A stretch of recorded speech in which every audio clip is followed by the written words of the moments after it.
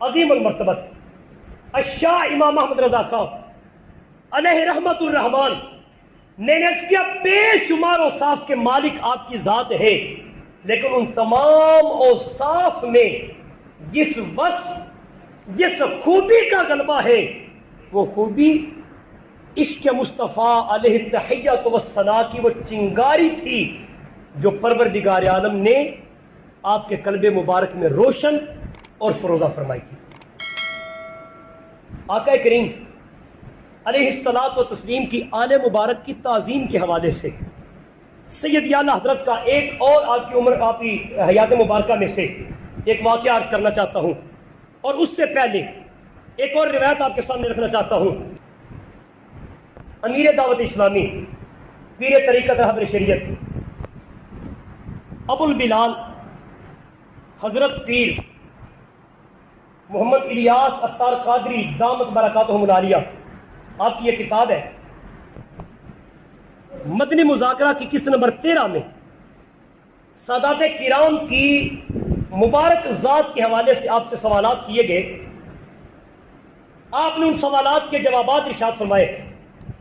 ان میں سے ایک سوال یہ کیا گیا، آج زمانے میں عمومی طور پر دیکھنے میں یہ آیا ہے، آل رسول کے کام کے اوپر، ان کی ذات کے اوپر، ان کی سیرت اور کردار کے اوپر بدخویاں کی جاتی ہیں، آپ فرمائیں، رہنمائی کریں، اس حوالے سے ہمارا شیوا کیا ہونا چاہیے؟ آپ نے بڑے ہی خوبصورت انداز میں جواب ارشاد فرمایا۔ آپ فرماتے ہیں غیبت تو اگر عامت الناس کی بھی کی جائے وہ بھی جرم کبیر ہے، چاہے جائے کہ سادات کرام کی ذات کے بارے میں جملے کسے جائیں۔ آپ فرماتے ہیں جب آپ نے کسی شخصیت کے بارے میں یہ جان لیا کہ یہ سید ہے، آل رسول ہے، اس کے بعد جب اس کے اوپر ناقص الفاظ میں کلام کریں گے، پھر بتائیں کل بروز محشر مصطفیٰ کریم کی بارگاہ میں کون سا منہ لے کر جائیں گے، کون سا چہرہ لے کر جائیں گے؟ اس جواب کے آگے آپ نے حضرت عبداللہ بن مبارک رحمۃ اللہ تعالیٰ علیہ کی حکایت اور روایت کو نقل فرمایا۔ تابعی بزرگ گزرے ہیں، آپ فرماتے ہیں کہ حضرت عبداللہ بن مبارک رحمۃ اللہ تعالیٰ علیہ سفر پر تھے، راستے میں ایک سید زادے کے ساتھ ملاقات ہوگی۔ جب ملاقات ہوگی تو ظاہری طور پر فقر کی دنیا میں زندگی گزارنے والے وہ سید زادے حضرت عبداللہ بن مبارک علیہ رحمہ سے سوال کرتے ہیں، کیا وجہ ہے؟ ہم آل رسول بھی ہیں، حضور کی آل میں سے ہیں، گلشن رسالت کے مہکتے پھول ہیں، لیکن ظاہری فقر کی زندگی گزار رہے ہیں، اور آپ مسند عزت و تکریم کے اوپر فائز ہیں۔ حضرت عبداللہ بن مبارک نے اس سید زادے کو آگے سے جواب دیا، اگر ان کلمات کے اوپر آپ غور فرمائیں، یقیناً دل کی تختیاں اور دل کے بند دریچے کھلیں گے۔ حضرت عبداللہ بن مبارک رحمۃ اللہ تعالیٰ علیہ نے اس سید زادے کو مخاطب ہو کر فرمایا، آپ کے نانا جان رحمت للعالمین ہیں، امام الانبیاء ہیں، خاتم النبیین ہیں، آپ کے نانا جان کا منصب کائنات کے ہر اعلیٰ منصب والے سے بھی اعلیٰ ہے، اور سید اعلیٰ حضرت پکار اٹھے، سب سے اولیٰ و اعلیٰ ہمارا نبی، سب سے بالا و والا ہمارا نبی، اپنے مولا کا پیارا ہمارا نبی، دونوں عالم کا دولہ ہمارا نبی۔ حضرت عبداللہ بن مبارک اس سید زادے کو فرماتے ہیں، آپ کے نانا جان تو امام الانبیاء ہے،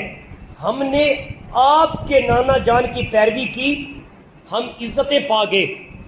اور آپ نے ہمارے آبا و اجداد کی پیروی کی، آپ اس منصب سے محروم رہ گئے۔ یہ ایک انداز تھا طنز کا۔ ادھر حضرت عبداللہ بن مبارک رات کو سوئے، ادھر مصطفیٰ کریم کی زیارت نصیب ہوئی، لجپال آقا نے اپنے رخ مبارک کو پھیر دیا۔ حضرت عبداللہ بن مبارک نے جب ناراضگی کو دیکھا، عرض کرتے ہیں آقا ناراض ہونے کی وجہ اور سبب کیا ہے؟ حضرت عبداللہ بن مبارک کو لجپال آقا صلی اللہ علیہ وآلہ وسلم نے جو جواب ارشاد فرمایا، فرمایا عبداللہ بن مبارک کیا تو نے میری اولاد کی پردہ پوشی کی؟ اگر تو کسی بات سے واقف بھی تھا، آگاہ بھی تھا، میری نسبت اس بات کا تقاضا کرتی تھی تو میری اولاد کی پردہ پوشی کرتا، فرمایا اگر پردہ پوشی کرتا تو میں تجھ سے راضی ہوتا. گویا یہ روایت آپ کو مجھے یہ پیغام دیتی ہے بحیثیت امت ہمارے پاس کوئی اختیار نہیں جو گلے گلشن رسالت ہو اس کے اوپر کوئی جملہ بولنے کا. یہاں تو سیدی مہر علی پکار اٹھتے ہیں چپ کر مہر علی ایتھے جا نہیں بولن دی.